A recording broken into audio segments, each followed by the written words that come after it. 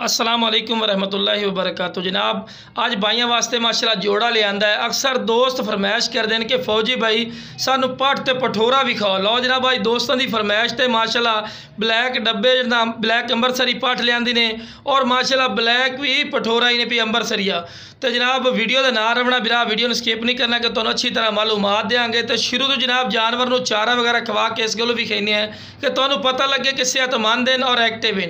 तो लो जनाब यह माशाल्लाह पठ ही ने यदी उम्र जी है बिरा 7 तो 8 महीने पठ की उम्र ने, लेकिन जो पठोरा खलोता है बिरा वो उम्र सिर्फ 5 तो 6 महीने। और जनाब पठोरा तो पठ की जी हाइट कद के फर्क होता है, क्योंकि पठोरे की हाइट ज़्यादा होती है और पठ की जी थोड़ी नॉर्मल होती है।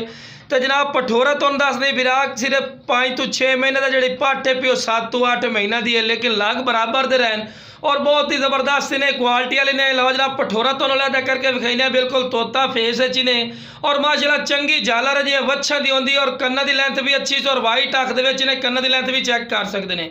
लंबे कानी सू और खूबसूरत और माशाल्लाह नायाब चीज़ ने पई। और जनाब पठोरा कोई अलग अलग जनाब रेट करने 30,000 रुपया रेट करना, लेकिन बिरा तो फाइनल 25,000 रुपये का लग जासी। उम्र की 5 तो 6 महीने ने, वध उम्र ना दसनी तो ना जरूरत है।